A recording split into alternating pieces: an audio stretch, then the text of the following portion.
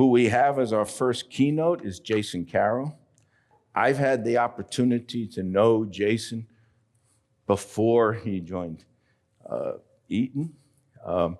He was educated at the University of Michigan. He is an alum, and in fact, recently became an adjunct faculty in our department. But Jason is the Enterprise Vice President of Advanced Manufacturing Engineering at Eaton. And I don't know how much you're going to talk about Eaton, but it is a wide-ranging company with lots of divisions and making tremendous growth and beginning, he tells me, to transition into an innovation company. There's more than 1,200 engineers that he's guiding to get Eaton through that, and interacting with the CTO, the supply chain leadership, and I'll repeat, just a fun guy to work with. I mean, Jason's one of the few people I keep on my speed dial. He probably wants to get off it because I call him often for advice, but I think he's going to really be our kickoff of this meeting well. So Jason, come on up.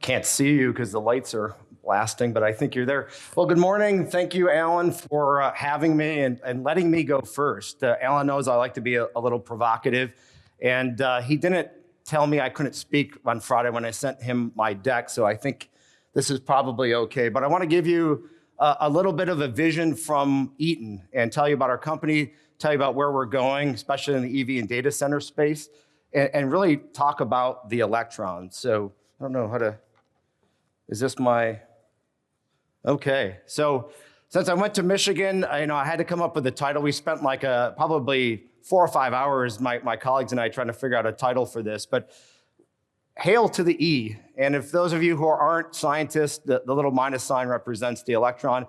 But I want to spend 20 minutes today convincing you that the letter that comes after the E, at least from the view of Eaton, doesn't really matter, because we are all about the electron these days. I want to convince you that this century is all about electrons, where the last century was about fossil fuels.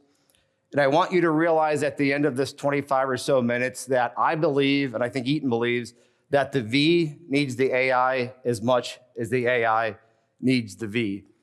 I will warn you, and I tell us often at Eaton, I'm a material scientist. Electrical engineering was my least favorite subject in college.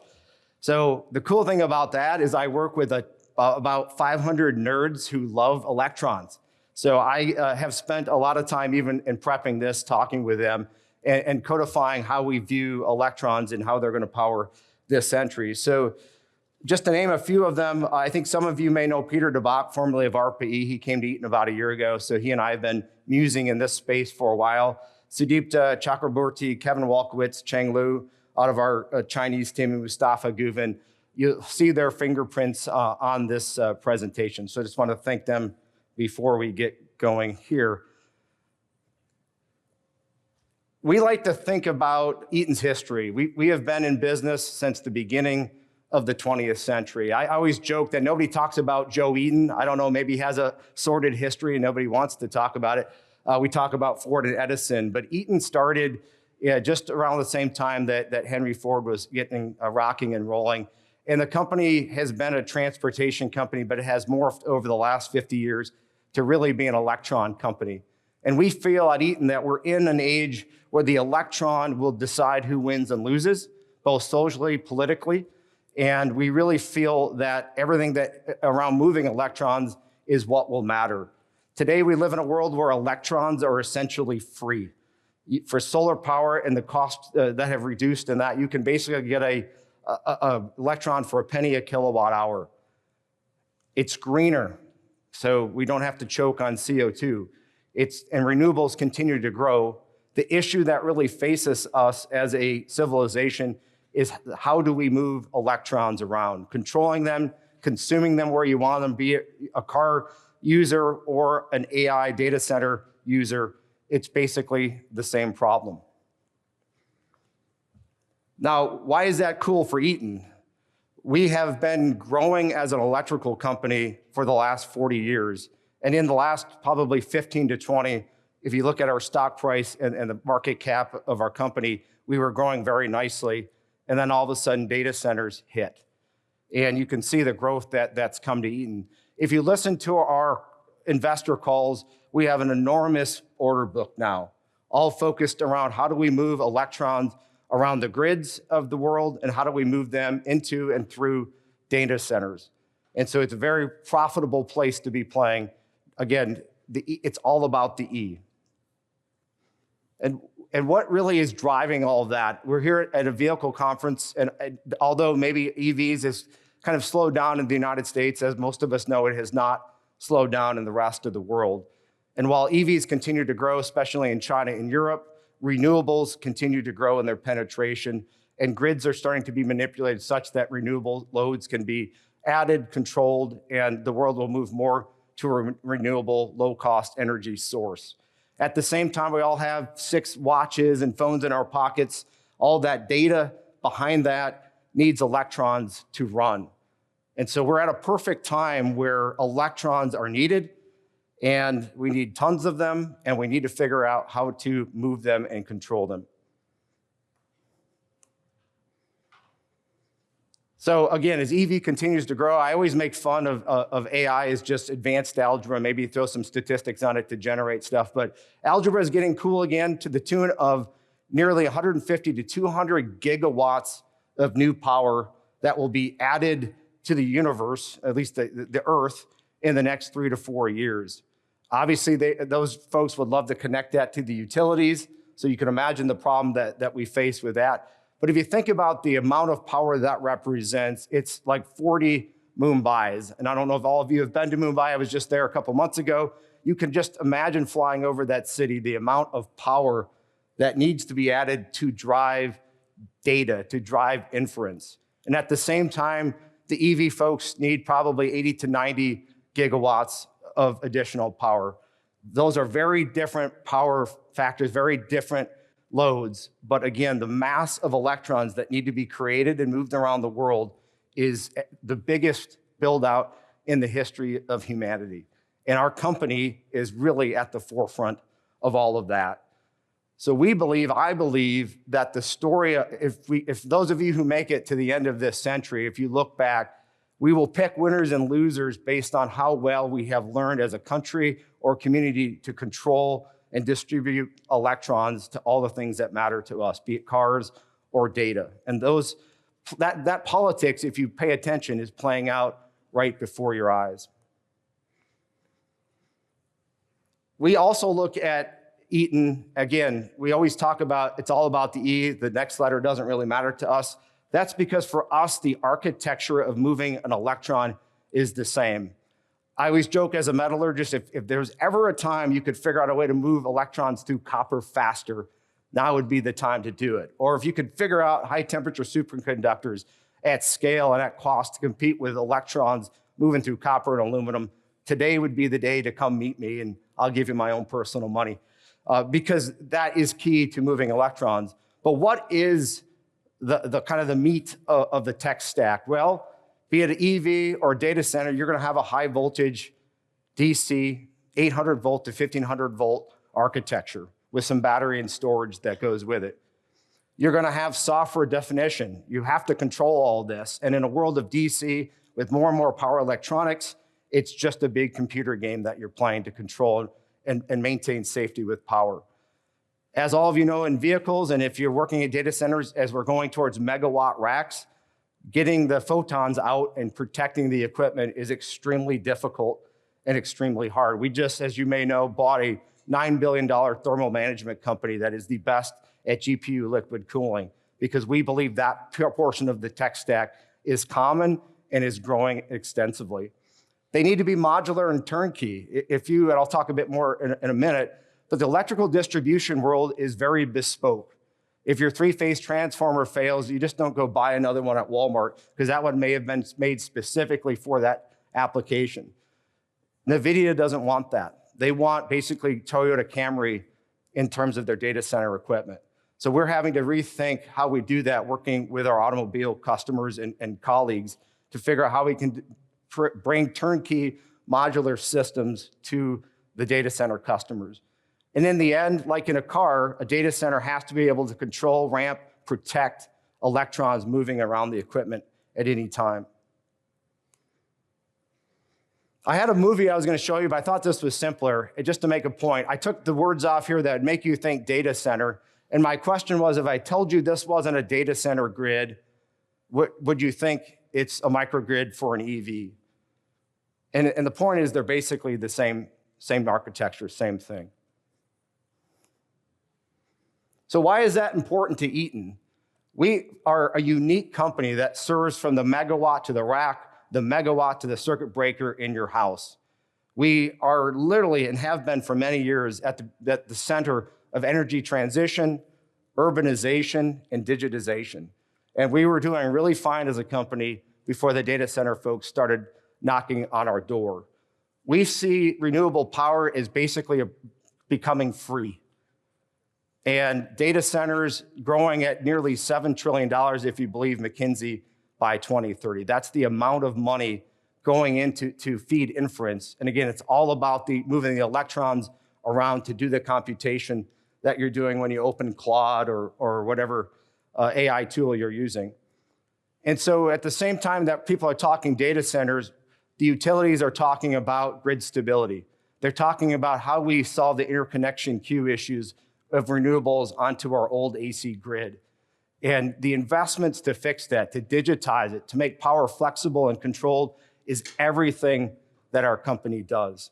So we are very fortunate, both in how we run the company and then just luck to position us at, again, the greatest moment in electrical build out in human history. And we believe that the investments we've been making, and I, for many years, led our global R&D teams, which I'll give you a little insight into in a minute. The investments we were making, and folks thought we were focusing on the V, we've always been focused on the E. And those investments now are really starting to pay off with our data center customers. So why does that matter? Why do we not care about the letter that comes next? Well, as many of you know, the V is not as profitable right now as the AI. And if you're at Eaton, we like higher margin businesses. Who wouldn't? And we are always pivoting our technology and selling to the customer who will pay us the most money. That's what we do, right? And EV is growing fairly nicely still, but the margins are single digits or negative. And it's growing at maybe $1 trillion clip, depending on who you believe. On the AI data center side, you're looking at anywhere from the mid to high teens to maybe 30–40% gross margin for the products that go into those centers. And you're growing at 30–40%. And again, depending on who you believe, you're somewhere between $5 and maybe $10 trillion that they will be investing to build out these centers over just the next few years. So we believe at Eaton that electrons enabling inference, enabling tokens, is the story for the next 70 years. And the person or the country that figures out and controls inference wins. And to do that, you have to be the person who understands and controls moving electrons around. And a company that wants to be the best at that needs to be a global thought leader in all of the technologies that make that possible. So to give you a view of that, we have organized our R&D teams for the last decade. We call it Eaton Research Labs. We have about 300 scientists and PhDs. I used to be able to lead all these folks. And again, most of these ideas are theirs. I just get to share them. But we have focused extensively on solid-state silicon carbide and gallium nitride-based power electronics at much higher powers than even what the car or vehicle uses. We've been co-located at NREL for probably 6 or 7 years now, learning from the best minds like Peter and others on how electrons are moving and how policy is impacting that and how we position our company. We're innovating and trying to make electrons move faster through copper. And again, I'm a metallurgist, so that's near and dear to my heart. But we have extraordinary capability in materials and innovation. We've figured out and are one of the best in additive manufacturing, but because we're B2B, we don't go talking about it. But we have made additive a huge part, especially of our aerospace business, and it's now table stakes for everything we're winning in that space. We're learning from them, bringing that to our electrical distribution customers. We've built a team a number of years ago when before AI was cool, so that we could do system level design at incredible speeds to explore complex electromechanical design spaces. That's very important as we try to grow this company and build new products quickly, and we've been a thought leader in that. And finally, with our teams in Ireland and elsewhere, we've tried to bring data science and software architectures to be the base kind of load for our firmware and software stack for our products. So everywhere we've been investing and fighting our C-suite to invest in over the last decade is now starting to bear fruit. And here's where we're positioned. I make the joke that if 7, 8 years ago, if you're talking to our former CEO, Craig Arnold, about investing in DC microgrids, you would have been laughed out of the room. And I know because I was laughed out of the room. Same for solid state silicon carbide based transformers. Nobody in the US thought those were cool 5 or 6 years ago. We invested anyway, working with the Department of Energy and DoD, and also working with our teams in China. Because if you were in China 5 or 6 years ago, you would have customers knocking on your door asking for that, and not just the technology, but a commercialized product to help them in the work they're doing in DC grids. So we position our R&D teams where the world is learning in these areas. Maybe Detroit 10 years ago, medium voltage DC distribution wasn't cool, but in China it was. So when we talk publicly about our solid state transformer, that came out of our Shanghai R&D office. When we talk about data science and the cool things we're doing in software, that was our team in Ireland. And when we're talking about cool additive and materials, that was right here in Detroit. So we have positioned nearly 11,000 engineers and 300 scientists where the cool things are happening in those areas of technology anywhere in the world. And that investment, again, for us, has really started to pay off. We feel like we are leaders in solid state technologies, both for cars and for the grid, coupled with all the other cool things we do. We feel like we really have a recipe to successfully grow and meet our customers' needs. So what are some of those technical innovations that we've been putting to the market and continue to work on today? Well, one of them is we were the first in the data center space to have a silicon carbide-based power electronic UPS. And that was done by our R&D teams in their work in silicon carbide-based products for EVs. We have the first megawatt class solid state transformer. We have the most advanced energy management system for grid intelligence that we're now applying to moving electrons around data centers. We are a leader in solid state circuit protection. So again, we're going from the old mechanical to FR4 boards and PCBs. That is where electrons are going, and we are at the forefront of it. We just bought Boyd, as I mentioned, but even before Boyd, we were doing advanced thermal management solutions, coupling advanced AI design with additive manufacturing to do incredible things for the Department of Defense and our aerospace customers. And then, as always, as I push my teams, the additive and the materials teams, we're always trying to figure out how to get electrons to move faster. I always tell people at Eaton, I've never seen an electron, never talked to one. I hear they're real, I felt them, but we're all about how do we rethink electrons and how they move through space and time to innovate and be at the forefront in material science. So again, we are a company that is uniquely positioned from the megawatt to the rack, and we feel it is our time to really shine with all the technology and positioning that we have to be the leader for electron control in the world. So how can all of you help? You may wonder why I'm the head of advanced manufacturing when recently I was the head of R&D.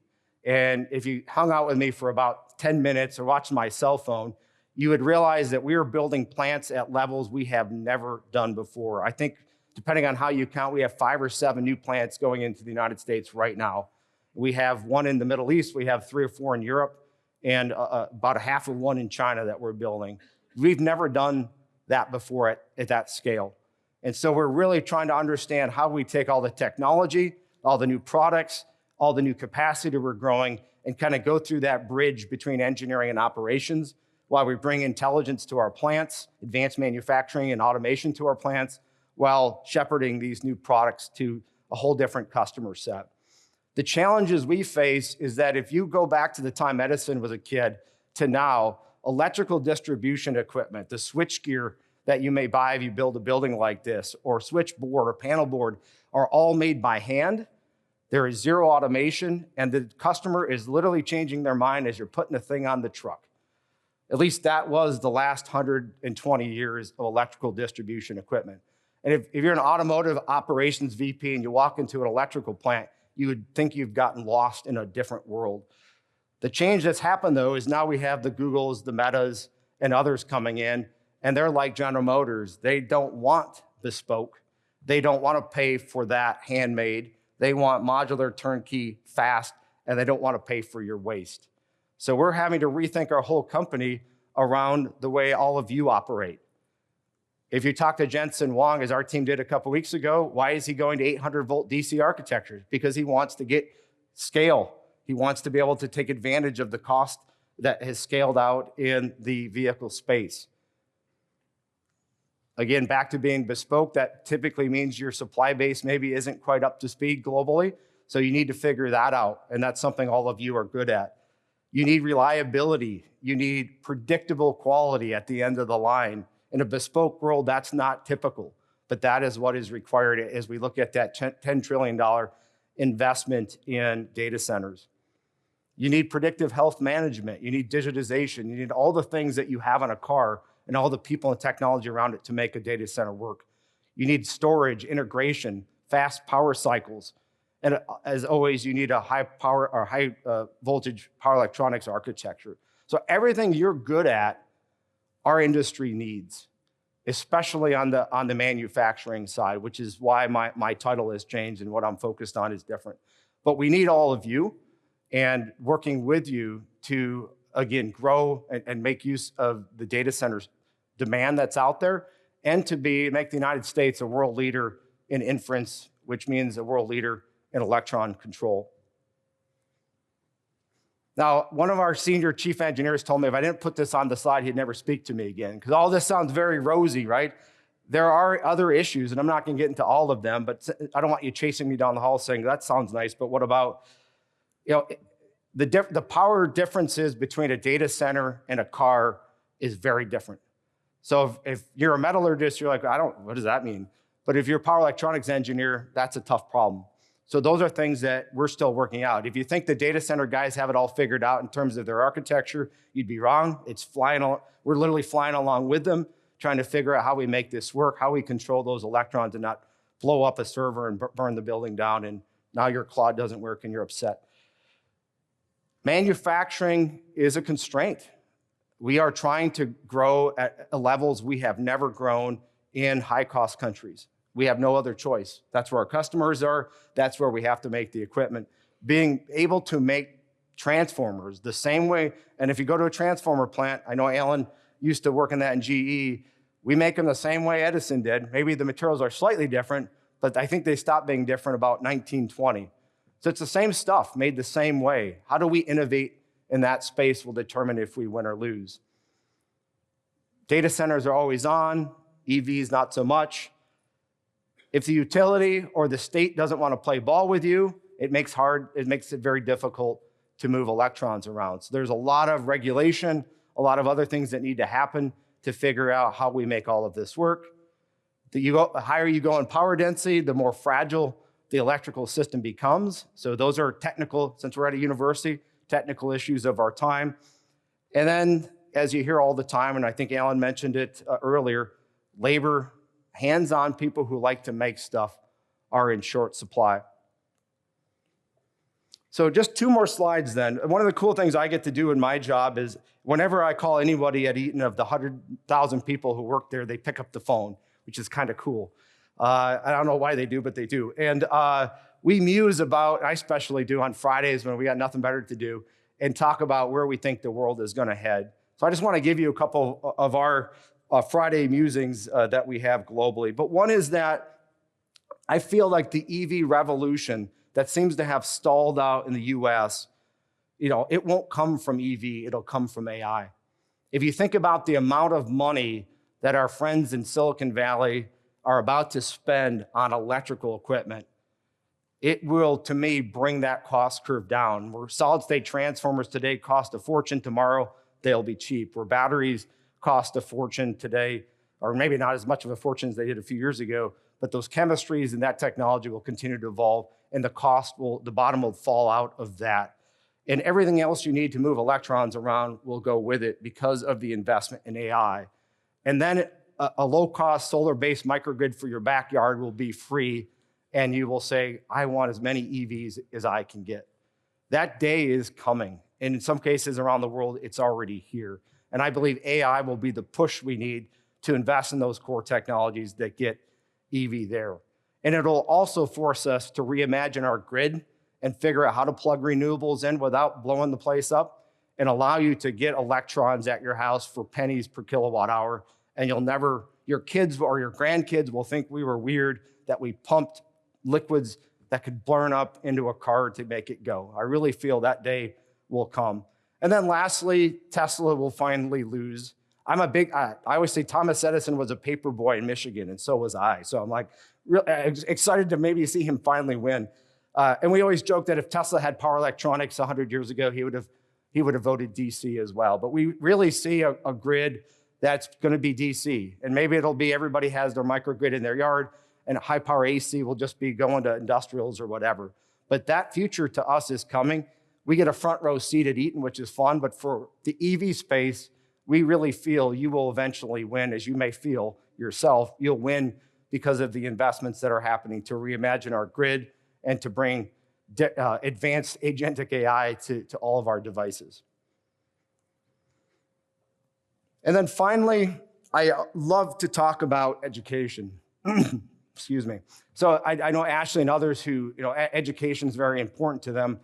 I feel the path to winning in electrons and winning in inference and winning in EV is people. And we need to do better to get more young people who like to build stuff. So to those who do that, I really appreciate it. Would love to work more with you. One of the coolest things of my job is people come to meet me for the first time and they look at your title and they're like, oh my God, how did you get here?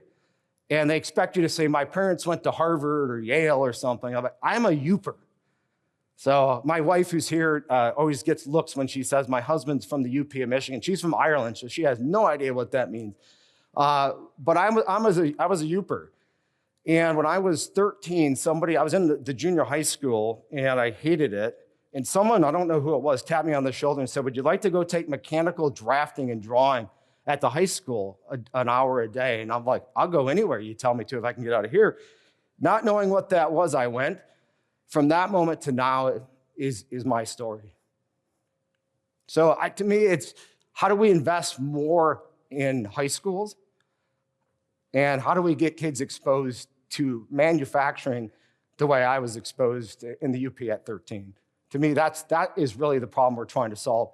If we solve that, we win in inference, we win in electrons, and we usher in a new renewable, low CO2 world that I think so many of us really want. So with that, thank you so much. And Alan, thank you for having me.